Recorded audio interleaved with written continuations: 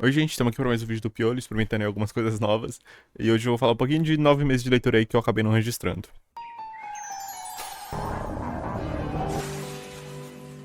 Bom, esse vídeo é uma continuação desse outro vídeo aqui. Deixa eu ver pra onde que eu aponto, né? Cenário novo, onde que eu aponto? Então é aqui. Que eu falei do que eu li nos 6 primeiros meses de 2024, né? De janeiro a junho. Então agora eu vou falar de julho até o final do ano. Bem como o que eu li de janeiro a março desse ano já, né? Tô gravando isso aqui dia 9 de abril. A ideia desse vídeo é não ter cortes. Vocês já viram que já teve mais de um aqui. Mas vamos ver se enquanto eu falo dos livros eu vou tentar não cortar muito, pra ele ficar um pouquinho mais natural e tal. Porque, né, como muita coisa acumulada também, se eu ficar cortando tudo, eu prefiro tentar deixar o mais natural possível, né? Também tô testando aqui, segurando o microfone, ver como vai funcionar. Provavelmente não muito bem. Também tô aqui meio tiltado, né? Talvez eu fale olhando pra frente, mas eu faço isso mesmo, né? Quando eu converso, eu às vezes fico assim, meio olhando, assim. Mas vamos ver como que vai ficar o formato do vídeo. E o primeiro livro que a gente vai falar vai ser um dos melhores livros que eu já li, Lavoura Arcaica. Nossa, que livro perfeito. Eu adorei Lavoura Arcaica, do Radon Nassar, brasileiro. Esse livro, ele é muito poético, ele tem uma escrita muito linda. Assim, é muito, muito, muito legal mesmo. Sério, é incrível. Me surpreendeu muito, né? Ele é como uma releitura do Filho Pródigo, né? Ele tem, obviamente, muita coisa adicional. E é muito interessante. Nossa, é um livro, assim, que é arrebatador mesmo. Ele te dá um soco gigantesco no estômago. É muito, muito bom. Você talvez leia aí, tipo, a primeira metade dele sem entender absolutamente nada, né? Porque ele tem essa escrita muito sensorial, muito. E isso que faz ele ser um livro incrível. Sério, uma das melhores coisas que eu já li. Recomendo demais Laura Kark. Eu não vou fazer exatamente resenhas dos livros, eu vou só. Talvez comentar na vibe geral, dependendo do livro, falar um pouquinho da história. Mas alguns livros eu acho até melhor não fazer isso, né? Até porque alguns livros são melhores comentados dessa forma, né? Só você ter a recomendação é muito bom, pode ir e é. Mas vamos ver o próximo. Atos Humanos, nossa queridíssima Han Kang, vencedora do Nobel. Ai, Han Kang, parabéns. Tô tão feliz. Esse livro é sensacional. É, é muito bom, ele é muito experimental, ele lida muito interessante com linguagem também. Tem uma certa quantidade de livros aqui que lidam bem com linguagem e esses dois são provavelmente os dois melhores. Mas Atos Humanos, eu falei um pouco no vídeo da Han Kang, mas bem pouco mesmo.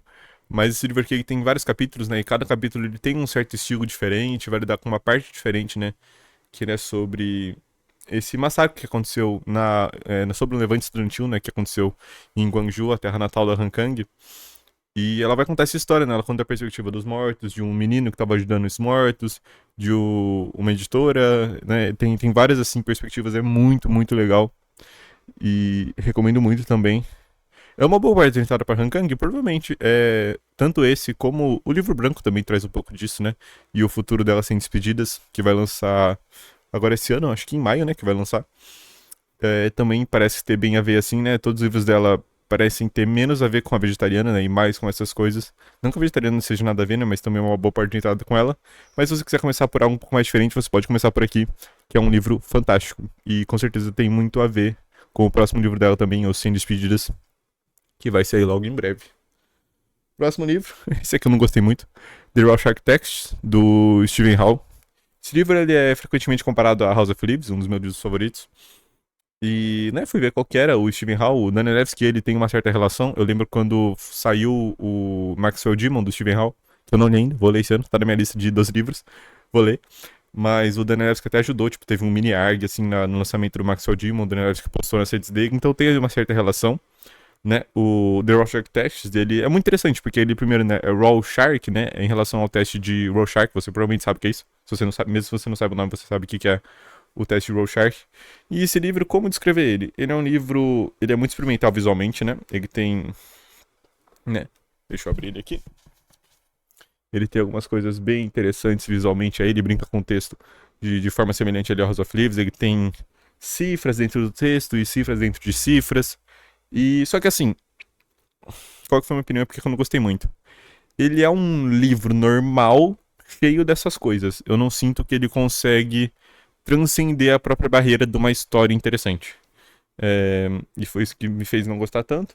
Mas tô querendo dar uma segunda chance pro autor com o Maxwell Demon. Eu sei que eu tenho algumas polêmicas aí sobre o final do Maxwell Demon, mas vamos ver, né?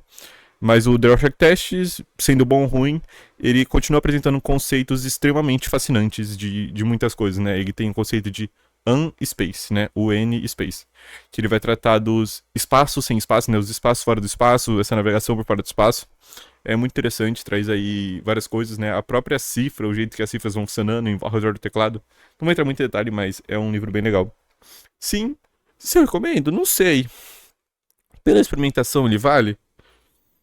Não sei, porque ele é uma história básica, assim, sabe a clássica história, o protagonista homem e a história de amor, ele é muito simples mesmo, e o autor tentou preencher essa história com esses outros símbolos, e eu sinto que ele não conseguiu superar completamente, né, a básica história. Ao contrário de House of Leaves, que eu diria que é completamente oposto, né, é uma história muito, né, que você pode olhar muito de longe e falar que é uma história simples, mas que você consegue ir indo mais fundo e mais fundo na história, né? E qual que era um dos objetivos do Stephen Hawking com The Raw Shark Test, né? Eu já vi algumas pessoas falando sobre isso online também, mas que o próprio livro fosse espécie de Raw Shark, né?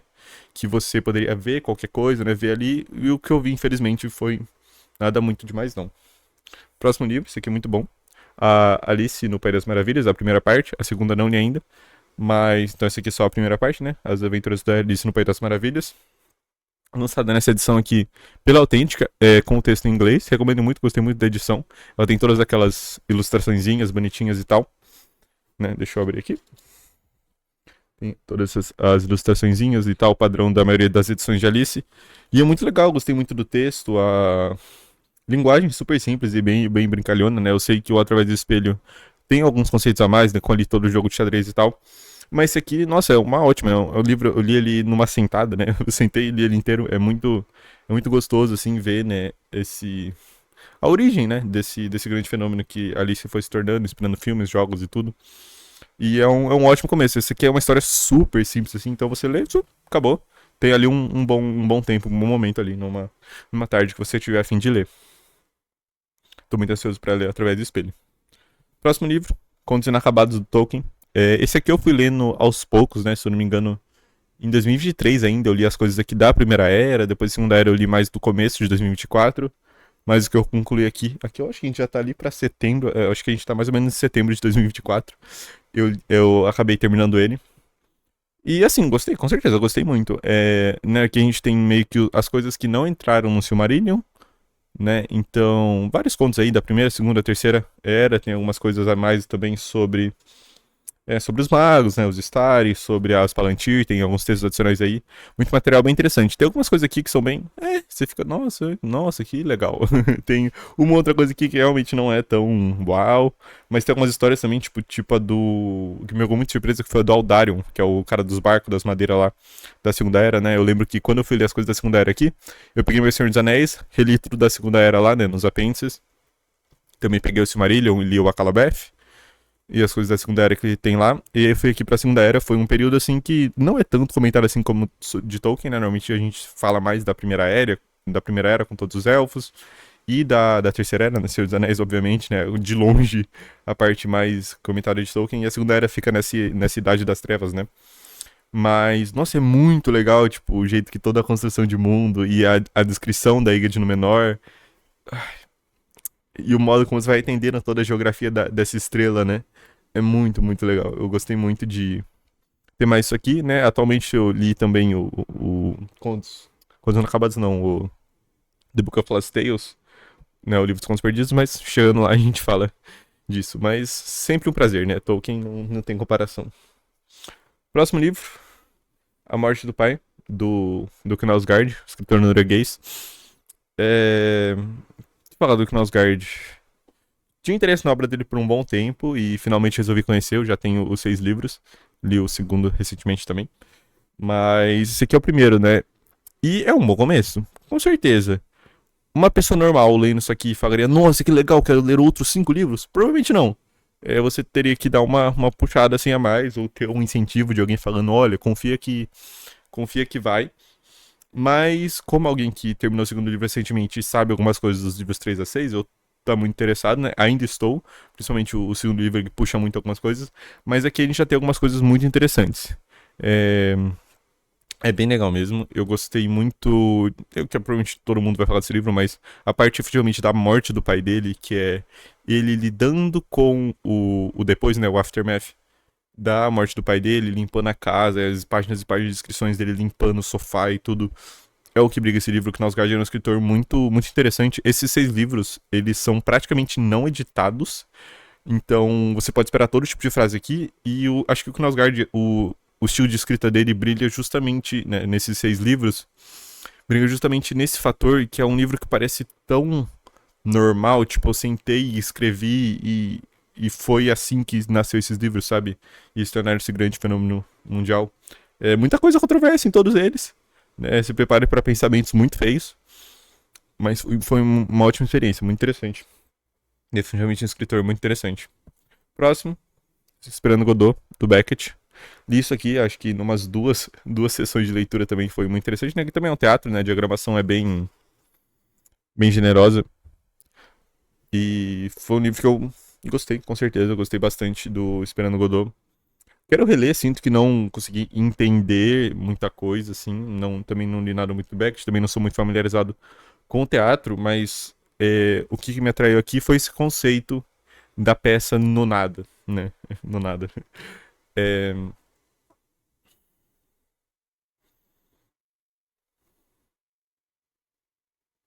Posso falar Esperando Godot?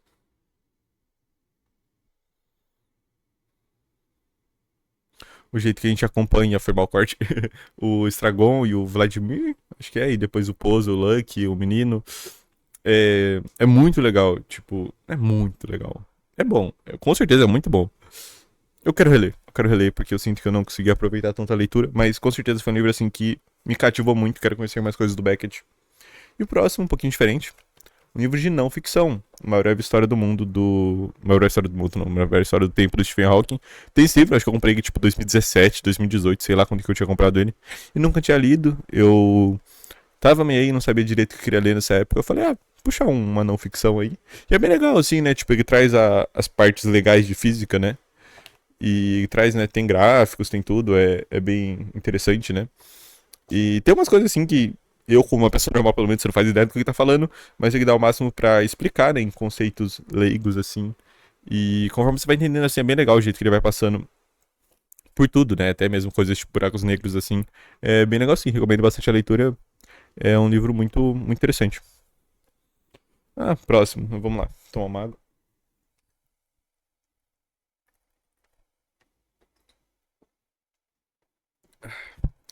Fala agora então de alguns mangás.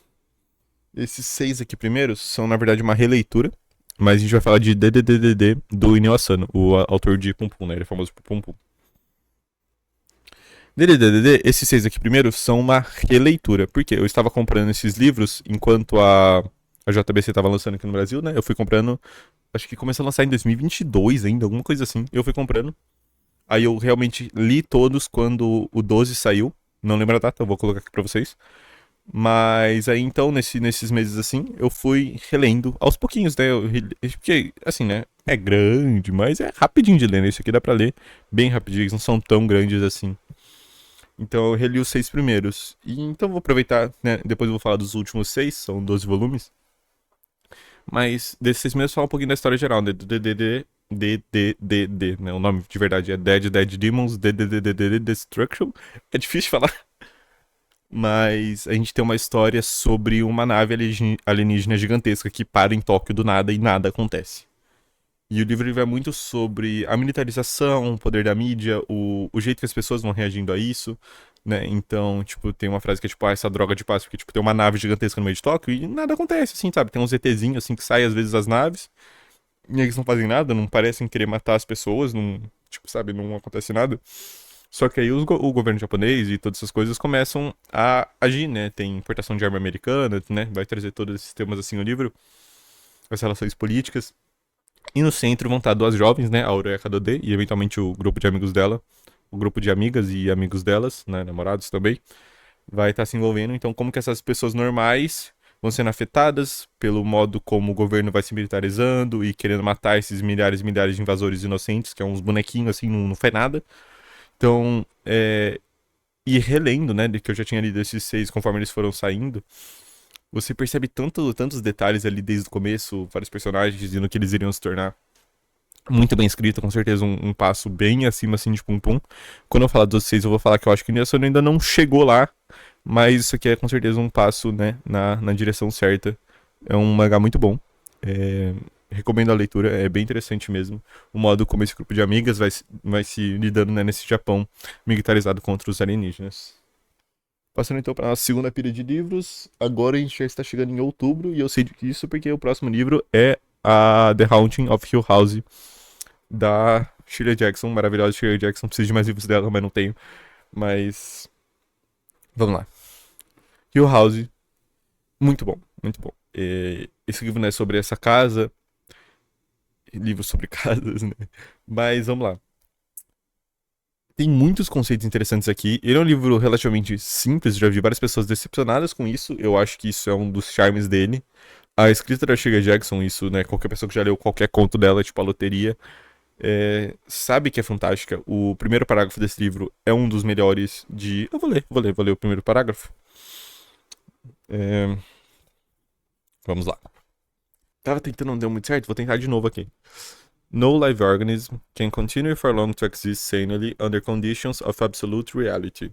Even larks and katydids are supposed by some to dream. Hill House, not sane, stood by itself against its hills, holding darkness within. It had stood so for 80 years and might stand so for 80 more. Within, walls continued upright. Bricks met neatly. Floors were firm and doors were sensibly shut. Silence lay steadily against the wood and stone of Hill House, and whatever walked there, walked alone. A gente tem essa casa abandonada e esse grupo de pessoas indo lá investigar. E a Eleanor, né, nossa protagonista. E esse livro tem tantos conceitos tão legais, o modo como eles descrevem a arquitetura da casa, com seus ângulos sempre um pouquinho diferente. Ele é uma ghost story, né? Ele é uma história de fantasma, mas né, ele tem ali essa certa exploração psicológica dos personagens ali, e essas assombrações aparecendo. Então ele é um pouco mais óbvio, mas onde eu acho que a Shirley Jackson brilha aqui é na escrita mesmo. Ela escreve muito bem e né, é um livro, então está bem escrito. E eu acho que nesse cara brilha muito. E nos conceitos também, né? É muito legal o conceito todo da casa de Hill House e o modo como é realmente, né, assustador. É muito bom mesmo. Gostei. Ótima experiência. Próximo, como falar de livros assim, sem falar do grandíssimo Paul. Não li muito. Eu já tinha lido alguns poemas ano passado. E aqui eu li, né? Vou abrir aqui só pra conferir. Mas eu li The Telltale Heart, The Black Cat. Mas eu tinha lido? Pô, eu acho que foi só isso, tá? Eu sei que eu li mais alguns poemas, mas eu acho que eu só li The Telltale Heart e The Black Cat. Foi pouquinho, como eu falei, foi um pouquinho que eu li. Tem essa edição aqui com vários contos e tudo dele. Tava na vibe de ler alguma coisa assim, peguei esses dois, li. Gostei muito dos dois, o Gato Preto é muito bom, né? Todo o conceito do olho do gato e tal. E o The Telltale Heart com aquele, né, o protagonista, o pânico dele é muito, muito legal. O jeito que o Paul transforma isso numa escrita. Dá pra entender como o Paul é o que é. Só nesses dois contos super simples. Muito, muito, muito legal mesmo. Gostei muito. Chegamos lá. Os próximos 6 volumes de DDD, né? Dead Dead Demons DDD Destruction. Não sei se vai dar pra ver. Eu acho que vai. Mas um livro normal, ele é assim, ó. Ele é branquinho. E tem dois aqui, vocês vão ver. Eles têm as páginas escuras. Por quê? Deixa eu mostrar aqui as páginas pretas, né? Ao contrário das páginas brancas. Quando você chega nessa parte, eu não acho que isso é spoiler, não.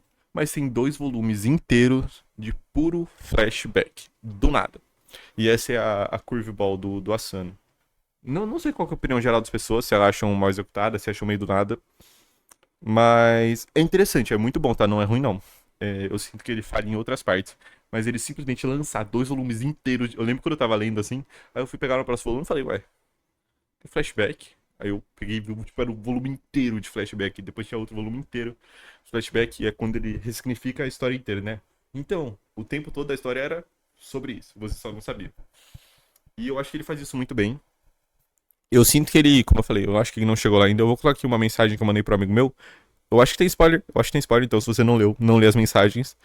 Mas é muito, muito legal mesmo, né? Essa finalização toda, virando fundo nessa história sobre a Auran e sobre a KD, o modo como a relação delas é o Gold, o melhor personagem, o Isobeyan, maravilhoso Isobeyan.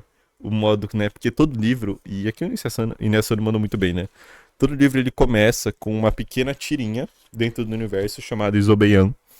Então todos os livros começam com uma tirinha, tipo uma turma da Mônica, assim, que existe dentro desse universo, em que uma personagem, né, que é a Kadode, a personagem principal, ela gosta muito dessas tirinhas, e todo volume ele começa com uma história dessa... É um negocinho básico, assim, de superpoderes, o Isobeyan que ajuda a Kadode não, é a menina da história, a Debeko, a superar os problemas dela com os objetinhos mágicos dele.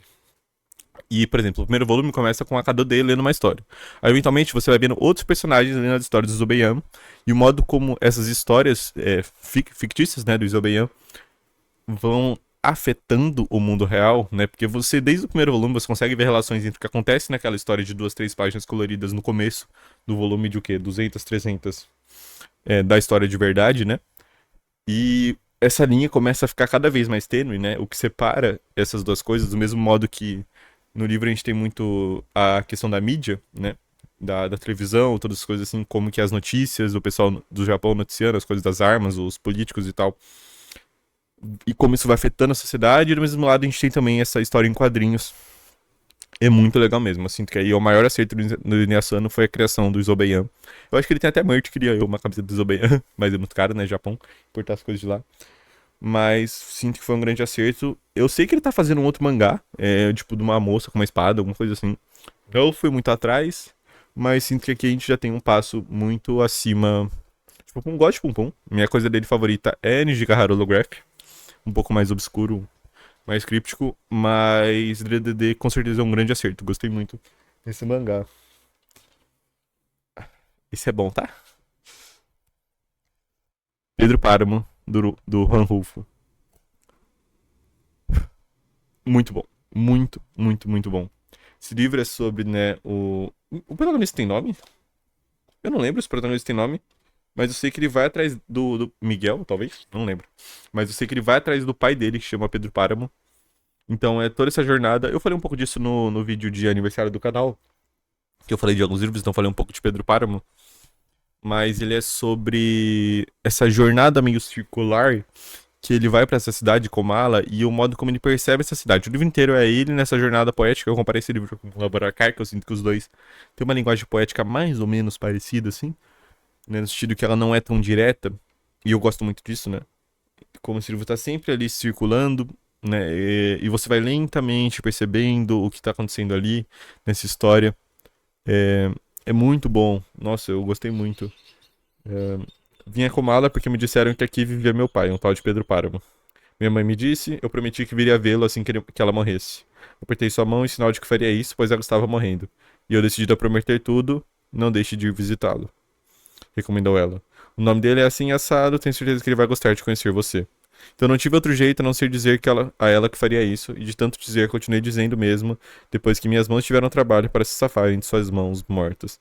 Então, né, o livro começa com a morte da mãe do protagonista, essa promessa de visitar o pai dele nessa jornada de conhecer. E é muito, nossa, é muito poético, é muito lindo. A escrita do Ruff é tão simples também, é muito, muito doido o que ele consegue fazer com tão pouca coisa.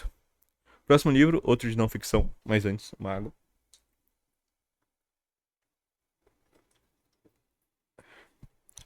Mas, do nosso queridíssimo Caetano Galindo, Latim em Pó. Esse livro ele vai tratar da formação da língua portuguesa, mesmo a língua, né, que falamos, de como foram as suas transformações e que tem uma certa percepção aí que ela é. Ah, né, ele fala que acho que é de uma música que ele pega, tipo, a última flor do lácio e de como, na verdade, a nossa língua, a beleza da nossa língua está justamente no fruto das inúmeras modificações que ela foi recebendo pelo nosso. Como posso falar isso? Pelo nosso sombrio passado. Então, é muito interessante como ele fala, né, sobre as mudanças, e ele vai, né, um Galindo, incrível tradutor, né, todo o background que ele tem, o entendimento dele de língua, e ele vai traçando, assim, com vários joguinhos, assim, né, tipo, ele faz você entender, ele vai falando as palavras, assim, em ordem, e a forma como elas mais ou menos iriam se mudando. Isso é algo que me fascina muito em Tolkien também, por exemplo, que ele traz muito ali da linguagem, né, mas que ele vai falando, ó, e aí, né, pela facilidade de falar e tal, quando passando pelos crioulos, a língua foi se transformando dessa forma, e o modo como foi todo mudando. É muito divertido esse livro. E ele tem uma parte não, o livro todo, né? Mas, tipo, ele tem um aspecto muito sério de história mesmo, história brasileira, história de escravidão. O Galindo trata todo esse assunto com muito respeito, é muito, né, tava tampando, foi mal. Muito interessante. Nossa, eu recomendo muito. Qualquer pessoa interessada minimamente por linguagem, ou nem tanto, porque o Galindo, ele brinca muito, é muito legal, é muito uma ótima experiência esse livro. Próximo, uma lenda, Osamu Tezuka, é o livro dos insetos humanos, lançado aqui no Brasil pela Dark Side. Esse é um livro do Osamu Tezuka, né, uma das grandes lendas aí do mangá, tem um prêmio no nome dele. Tô querendo muito ler Fênix, coloquei na lista desse ano.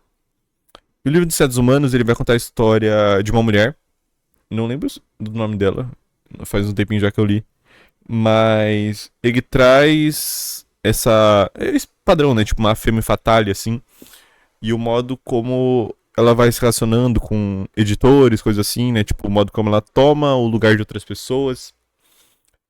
E essas pessoas, né, esses homens malvados, são todas representações mais ou menos de insetos. Eu confesso que eu não entendi muito, assim, o específico. Esse homem aqui é uma barata tal. Mas, né, porque tem os nomes aqui, né, mas eu não lembro exatamente. Mas é muito interessante, assim, a narrativa e o estilo do desenho dele é magnífico, né? Tipo, dá pra ver aqui, ó, por exemplo, o modo como esses homens são retratados, né? É bem o que se espera. E a arte é muito interessante mesmo. Deixa eu pegar aqui umas partes com ela. E ele traz a história dessa mulher. E é uma narrativa interessante, é bem legal mesmo. Tem muitos aspectos aí relacionados à humanidade como um todo mesmo, né? Tipo assim, a fragilidade, a amadurecer, relações de poder, todas essas coisas assim. Foi uma ótima leitura e me fez querer ler todas as outras coisas do Tezuka, né? O Tezuka tem várias obras interessantes. Me fez querer conhecer mais. Próximo, um grande clássico brasileiro. Memórias Póstumas de Brás Cubas. Gostei. Muito melhor que Dom Casmurro. Dá de 10 a 0 em Dom Casmurro. Deixa eu pensar o que eu posso falar de Brás Cubas. O experimentalismo. Gosto muito. Acho muito interessante. Queria mais, com certeza. Não sei se eu comparo dessa forma. Acho que Dom Casmurro é mais isso, né? Mas eu ia falar que esse também é um livro normal. Né? Ele tem seus conceitos super interessantes, né? O defunto autor. O próximo experimentalismo. O próprio experimentalismo nos capítulos é muito bom, muito interessante. Não sinto que falta nada, não. É um bom livro, é um ótimo livro. Merece tudo que tem, não. Eu ia falar mal, mas não vou falar mal, não. Eu gostei muito, foi uma ótima leitura. Gostei muito da narrativa, o ótimo protagonista, o modo como você vai vendo ali, né, os pensamentos dele, agora que ele tá morto e não tem do que se arrepender, né? Sim. Foi mal.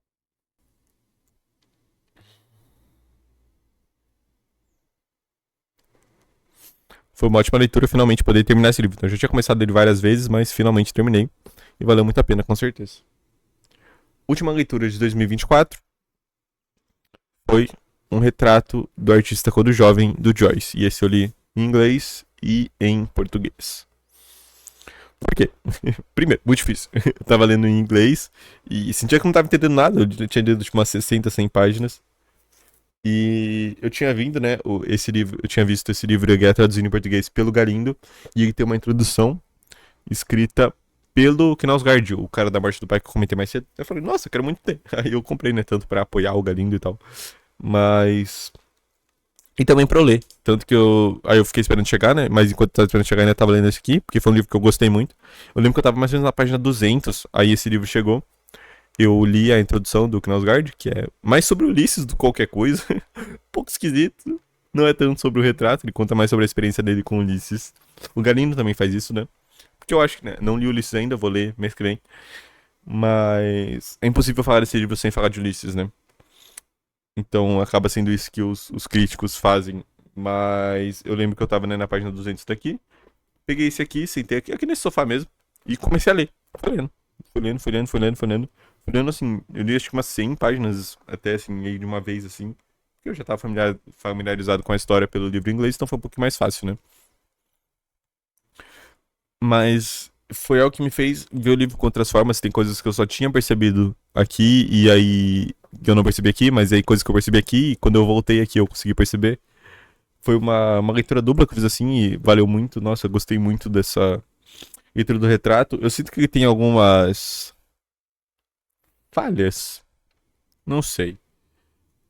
Mas é aquela falha que parece intencional, né? Tipo, a sessão insuportável sobre o inferno, que deve ter tipo umas 50 páginas disso do Dédalus ouvindo o sermão do inferno, que você não aguenta mais. E obviamente, né, ele também não tá aguentando mais. Então, o Joyce Neg tem muito disso, no que eu sei do Ulisses, no que eu sei do Finnegans, também é muito nesse sentido. Então, não acho que são coisas que tiram do livro, mas sim só agregam. Mas então, se você não está suportando esse livro, confia, continua que é bom, continua que é bom. A gente tem esse romance de formação do Dédalus, Stephen Dédalus, e tudo, né, começa já no nome dele, Stephen, de Estevão, e o Dédalus de Dédalo, né?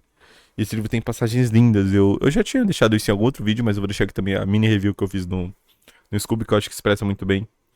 Mas que ele fala muito dessa questão da identidade do Dédalus, né? Quando ele fala sobre, né? Porque ele é um menino que cresceu católico, né? Na escola católica. Ele fala, né? Eu não sei se eu conseguiria acender o fogo, né? Pros ritos ali, né? E tal.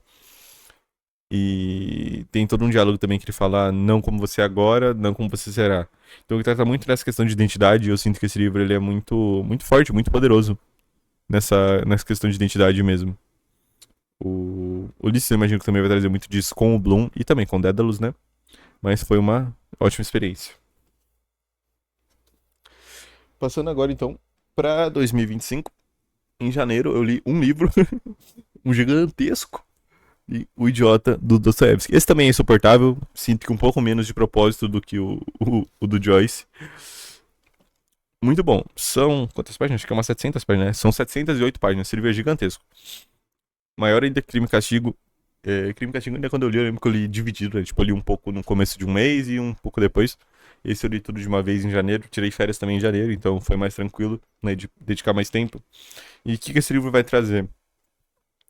Ele traz um idiota, né, que ele traz esse homem que é o Mitchkin, que é esse cavaleiro bem estilo Don Quixote, assim, né, bem bobão, assim, que ele estava em recuperação, acho que numa clínica na Suécia.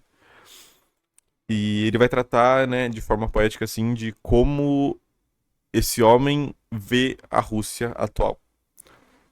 Então, essa narrativa se passa em vários lugares, tem vários núcleos, tem a Anastácia, tem a Aglaia, tem. Ele vai passar por várias esferas, tem o Hipólito, nossa. Vários personagens suportáveis aqui, como acho que é padrão em Dostoiévski, né? Esse foi o segundo livro dele, o primeiro foi Crime e Castigo, o segundo foi Idiota, né? Como eu já falei, eu tenho o projeto de ler os 5 grandes livros dele.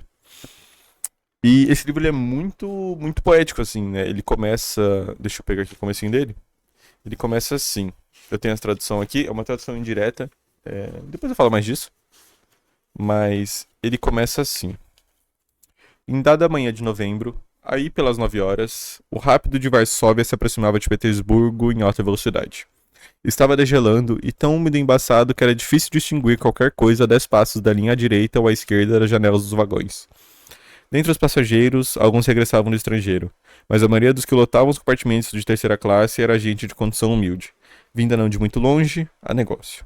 Todos naturalmente estavam cansados e friorentos, com os olhos pesados de toda uma noite de viagem, e suas faces pálidas e amareladas competiam com a cor do nevoeiro. Em um dos vagões de terceira classe, 2 passageiros, desde antes do amanhecer, e ele vai ainda, né, vai apresentar os nossos 2 protagonistas, que são o Mitkin e o Rogojin. Como sempre Dostoevsky, né, a gente tem aí a figura do duplo muito clara, muito óbvia, assim, né? Que é justamente o que deixa ele interessante, né? Você explorando esses vários e vários personagens. Esse é muito mais novela do que o Crime e Castigo, né? O Crime e Castigo também tem muitas partes extremamente novela, assim, sabe? Novelão. Esse aqui é mais até. É sempre uma sala com 5, 6, 7 personagens, tudo gritando um com o outro. Aí um personagem puxa um bilhete do bolso e passa 30 páginas lendo o que tá no bilhete dele. Então é isso. Então, se você não gosta desse tipo, você provavelmente vai odiar esse livro. Eu gostei. Eu dei acho que 3,5. Não falei muito de nota, né? Às vezes eu dou nota pros livros. Dei 3,5 pra esse aqui, mas gostei muito, tá? Acho que ele tem algumas explorações psicológicas muito interessantes, né? Especialmente nesse conceito de ambiente, né? O Crime e Castigo também tem um pouco disso, né? Que ele começa ali no verão super quente de Petersburgo e termina no frio da Sibéria. Esse livro começa com essa paisagem, né, nos vagões. Eu lembro que ele tem uma parte que fala dos rios acho que da França, sei lá, não lembro direito. Mas é. Então, esse homem, né, esse Don Quixote voltando agora e vendo a Rússia, né? Como que a sociedade russa se comporta, os costumes de casamento, enfim, né? As grandes diálogos. E os personagens que roubam e. Tem muita discussão sobre esse tipo de coisa, né? Foi um livro extremamente interessante. Recomendo, não sei. Lê que eu não castigo. Se você gostar e tiver a fim de uma coisa pior, pode ler esse aqui. Próximo livro, esse aqui, acho que é meio desconhecido, mas um lindo livro. É Pequenos Objetos Mágicos, do brasileiro Fábio Yabu. O Yabu, ele é muito famoso no... Muito famoso, não sei, eu não sou desse meio, então, mas eu acho que ele é famoso. No meio de quadrinhos, né? Ele é roteirista e tal, essas coisas. E esse livro é um livro de contos. Uma mentira, tá? Não é um livro de contos, não, é um livro normal. Mas ele se apresenta como um livro de contos. E ele é muito, muito legal visualmente. Eu imagino que pelo background do Yabu em quadrinhos seja essa a razão. Então ele é muito colorido, todos os capítulos têm alguma coisa, seja uma troca de fonte, uma separação de parágrafos, ele tem também várias ilustrações. Ele é muito, muito, muito legal assim visualmente, né? Tem partes, deixa eu abrir aqui. Opa, que eu tinha visto aqui. Que daí tem partes com pouquíssimas palavras, né, separadas no começo, no final da página. Ele vai todo capítulo fazer uma brincadeira aí diferente, né? E como eu falei, ele é um livro de contos disfarçado. Porque ele vai trazer ali, né, você lendo o sumário, tem uma descriçãozinha de cada conto, né? Então, por exemplo, tem um conto sobre, né, aqui, o girassol do Monsieur La Simone, que é sobre raspas de apontador. Tem um conto sobre o lápis branco. Então ele vai tratar desses pequenos objetos mágicos. Tem um conto sobre a caneta Bic azul também. Só que ao mesmo tempo tem toda uma narrativa sobre uma palavra fugitiva. Eu não vou dar muitos detalhes, mas eu vou ler aqui pra vocês a dedicatória. Eu tenho esse livro assinado pelo Fábio Abu. Tá escrito assim: Pedro, que você encontre êxito em todos os caminhos de sua vida. Um abraço. Isso tem um significado muito grande dentro da obra. Eu lembro quando eu percebi, eu falei, pera, o que ele tinha escrito na dedicatória mesmo? Meu Deus. Mas é um livro muito, muito mágico, assim. Ele tem aqui tipo uma epígrafe que ele coloca. Cadê? Deixa eu abrir aqui. Que ele coloca. Tipo, lê esse livro com alguém especial aqui, ó. Eu espero que você se divirta muito com esse livro. As histórias contidas nele foram todas escritas entre outubro de 2020 e maio de 2022. Mas eu não quis de maneira nenhuma escrever sobre coisas tristes ou a pandemia. Já tivemos a tristeza demais nesses últimos anos, e se eu puder ajudar a trazer alguns sorrisos a mais para o mundo, ficarei satisfeito. Sugiro que você as leia na ordem, com certeza, faça isso. Não leia esse livro fora de ordem, não vai fazer sentido nenhum. E de preferência ao lado de quem ama. Não fiz isso. Eu fiz isso algumas vezes e foi emocionante. E se um dia você se trombar comigo na padaria ou na fila do supermercado, vou adorar saber o que achou. Bom, não vou trombar com o Yabu na padaria ou no mercado, né? Não sou de São Paulo. Mas. Que livro especial, que livro mágico. É um grande abraço esse livro. Ele traz toda uma história sobre uma editora, sobre palavras, sobre erros. É muito, muito interessante. Recomendo muito. É, recomendo dar uma chance. Vale muito, vale muito. É um livro muito lindo. Esse é. Ensaio sobre a cegueira. José Saramago. Esse livro é tão bom. É muito bom. É muito pesado, tá? Cuidado. Mas o estilo de escrita do Saramago, eu tô lendo agora Intermitências da Morte com as meninas do Página, né, com o pessoal do clube do Página. E é o mesmo estilo, que bom, porque, nossa, o estilo dele é muito único, né? Ele vai escrevendo tudo ali separando por vírgula, não tem separação de diálogo. E você só vai indo, e o estilo dele é perfeito pra história que ele quer contar. Nas Extremidades da Morte é um pouco menos emocional, pelo menos o comecinho que eu já li. Mas o estilo não é nem um pouco menos efetivo por isso, né? E aqui no Ensaio sobre a Cegueira é tão bom porque ele funciona muito bem. É um estilo, assim, fenomenal de escrita, uma das escritas mais únicas que eu já li. Eu colocaria ele junto ali com o Radon Nassar, por exemplo, e com o Atos Humanos da Hankang, com o Pedro Páramo. São livros, assim, que a escrita é um prazer imenso, né? É uma delícia ler esse livro. No caso, né, ele é horrível, mas é muito bom. E ele traz a exploração da sociedade cega. Eu já vi o Saramago descrevendo a angústia que ele sentia ao contar essa história. E é muito legal, tipo, os personagens não têm nomes, é a rapariga, em português, né? A rapariga dos óculos escuros, né? O primeiro cego, né? E ele vai tratar desse livro, dessa sociedade em que as pessoas começam a ficar cegas do nada, começa uma epidemia de cegueira. Ai, nossa, é perfeito. Não tem nem o que falar. Lê esse livro, por favor, lê esse livro. Ai, ai, ai. Grande Sertão Veredas. Tá dito aqui, o maior livro brasileiro. Deixa o Machado no chinelo. Brincadeira. Não é brincadeira, eu realmente acho isso. Mas isso vai ofender muita gente, então finge que eu não falei isso. Li Grande Sertão, finalmente. Tem esse livro faz muitos anos, né? Conheço desde da escola, né? É um dos livros aí obrigatórios que todo mundo estuda. Assim como Machado. Esse livro tem tudo. Tem tudo aqui. Tem tudo. É um sentimento que eu tive muito parecido com quando li Moby Dick, né? Que você vê naquela particularidade do barco, seu ecossistema, você consegue algo extremamente único sobre a condição humana, né? É que a gente tem essa mesma coisa, só que ali no sertão. E o Guimarães consegue ali, através dessa experimentação com a linguagem e personagens incríveis, e enredo mesmo também, né? O próprio enredo também, não é o foco de jeito nenhum. Mas, nossa, só a experiência estética disso aqui, o jeito que você vai passando ali pelas paisagens do sertão e os encontros entre os jagunços, nossa, é muito bom. É difícil, tá? Não vou mentir, não. Quero reler, porque, né, pra aproveitar um pouco mais. Sinto que vale muito ler. Eu li com o Clube do Página, né? A gente leu isso ao longo de 2 meses. Mas, nossa, não, é muito bom. É muito bom mesmo. Muito, muito, muito bom. Maravilhoso. Maravilhoso. Maravilhoso. Um dos melhores livros do mundo, com certeza. Sem dúvida nenhuma. Amei Grande Sertão. Chegando ao finalzinho aqui, mais 3 livrinhos. Então, próximo, novamente, um Tolkien. O Livro dos Contos Perdidos 1. Então, esse aqui faz uma parte de uma série de 12 livros, né? Porque em Tolkien a gente tem, então, O Hobbit, O Senhor dos Anéis, O Silmarillion, que conta ali da Primeira Era inteira e algumas outras coisas. O Contos Inacabados, são coisas que não entraram no Silmarillion. E a História da Terra-média, né? Que são 12 livros. Eu tenho os primeiros 5, quero ler todos esse ano, mas os 2 primeiros chamam Livro dos Contos Perdidos. O que são Livros dos Contos Perdidos? É basicamente uma reedição do Silmarillion com os escritos antigos do Tolkien. E pro Silmarillion, o Christopher, né, o filho dele, que fez um lindo trabalho editorial em várias, né, às vezes controverso, mas fez um trabalho, né, lindo em várias coisas do pai dele, pra trazer isso pra gente, né? Imagina se a gente não tivesse Silmarillion, que perda enorme teria sido. Então no Silmarillion ele pegou ali os escritos mais recentes, né? Que o pai dele tinha feito sobre os assuntos. Aqui ele traz os escritos do pai dele de, sei lá, 1918. Logo ali no período da guerra e tal. E então a gente tem os escritos dos mesmos acontecimentos, né? Ele vai que remontar mais ou menos a história ali da primeira era do Silmarillion, né? Então aqui eu vou até pegar aqui os capítulos. Ele traz aqui, por exemplo, tem o Chalé, já falo disso, mas ele traz a música do Zainur, a vinda dos Valar, o acorrentamento de Melkor, a vinda dos Elfos, o roubo de Melkor, o obscurecer de Valinor, a fuga dos Noldor. E qual que é os grandes highlights desse livro? Primeiro, a linguagem. Então aqui a gente vai ter uma versão primordial da linguagem do Tolkien. Então o que era virou a ser, que veio a ser os Noldor, aqui é chamado de Noldoli. O Melkor aqui chama Melko. Melko.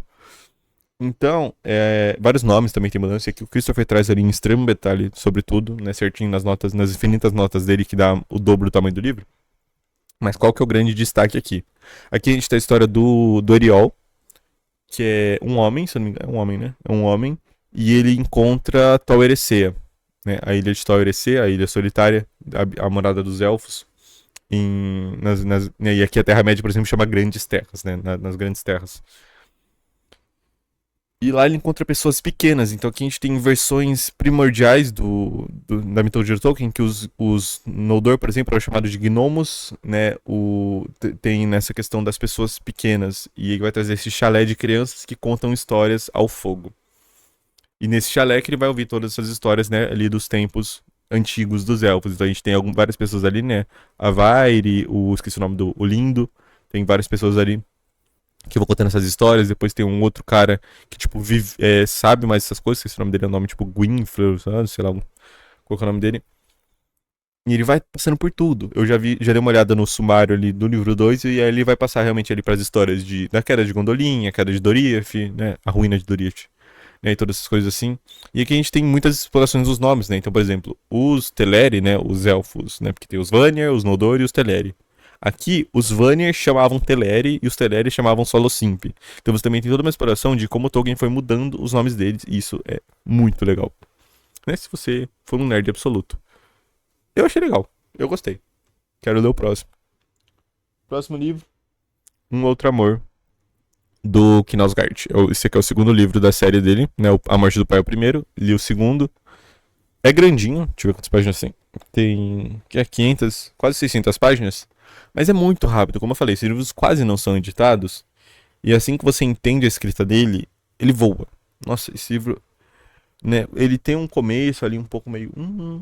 Mas aí ele vai chegando ali na.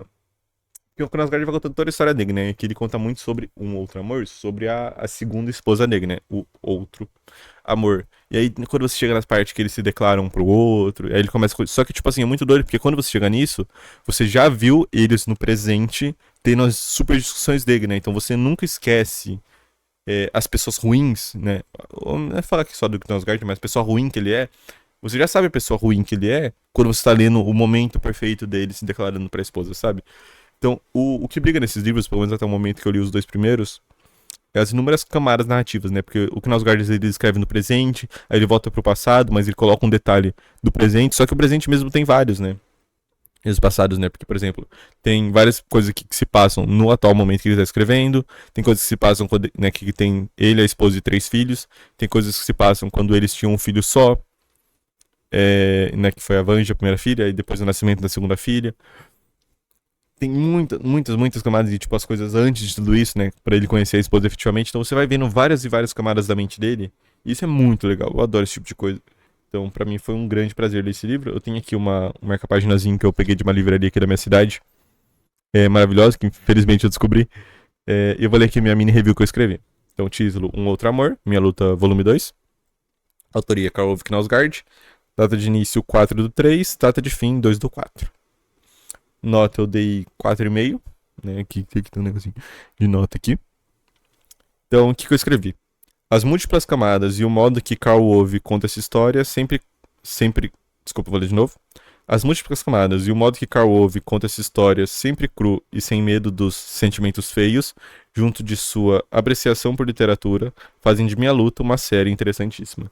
Então aqui a gente tem vários momentos dele brigando com a esposa porque ele quer ir numa cafeteria ler o livro ao invés de cuidar dos filhos, né? Então, tipo, tem amor, vamos combinar de sua mãe ficar com as crianças tal dia, porque ele é escritor, né? Então ele precisa escrever e tal, e pra isso ele lê muito também. Então tem aqui, por exemplo, várias passagens dele lendo Dostoiévski, e ele comenta, né, sobre o que ele acha de algumas coisas. Ele fala de vários autores noruegueses também, que imagino que seja muito não familiar pra maioria de nós. Ainda mais na época de publicação, né, desses livros aqui.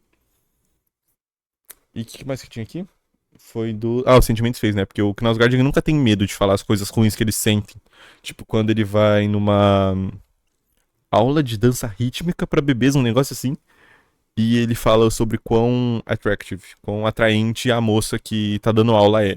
Tipo, ele tá lá com a filha dele, recém-nascida, e ele pensando em quão bonita a moça é, sabe? Então, tipo, é muito conflitante, assim, muitas coisas aqui. É muito interessante. Por último, eu li esses dias, já em abril, mas eu quero falar disso. Mouse. É uma das melhores coisas que eu joguei na minha vida. Que livro absurdo, Art Spiegelman. Que livro ridículo de bom. Nossa, tudo é, opa, é muito bom.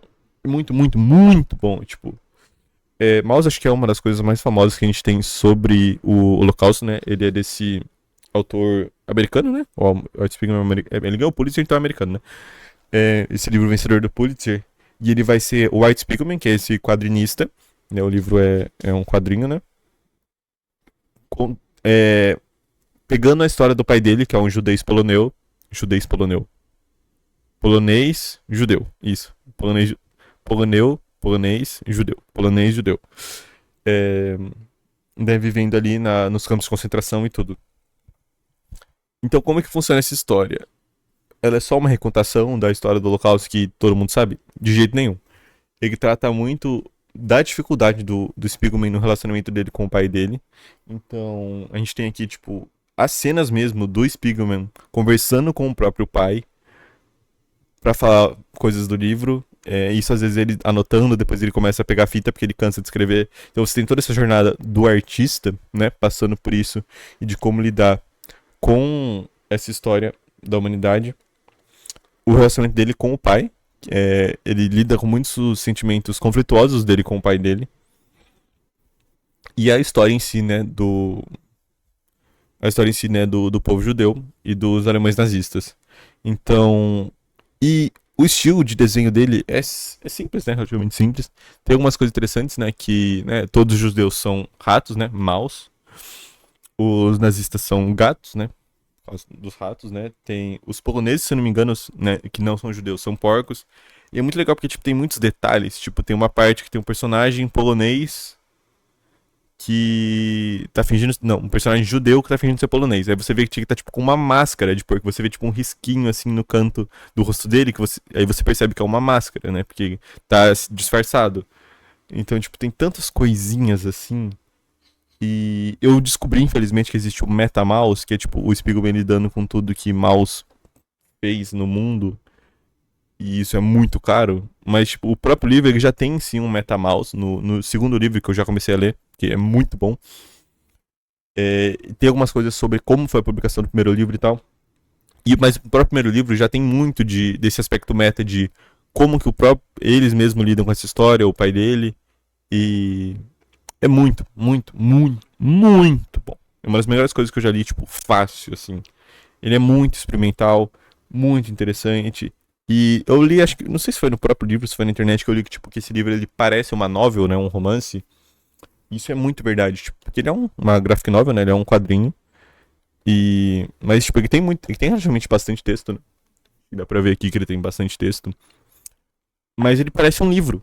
Só que, tipo, os visuais complementam tanto. E você tem vários momentos aqui do Spiegelman debatendo sobre como que ele vai desenhar essas coisas e tal.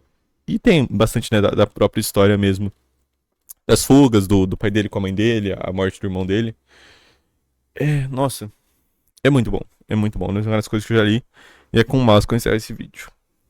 Não sei como ficou esse vídeo, tô vendo que minha gravação deu 53 minutos. Bastante tempo. Vai ficar um pouquinho menor que isso, né? Mas tentei fazer um vídeo um pouco diferente, sem muitos cortes. Não sei se deu certo o áudio, como que ficou, mas eu não queria deixar sem registrar essas coisas que eu li nesses últimos meses. Porque tem muita coisa muito boa que eu não queria ficar sem falar delas, né? Tô sentindo que eu tô lendo muito bem, tô muito feliz com tudo que eu tô lendo.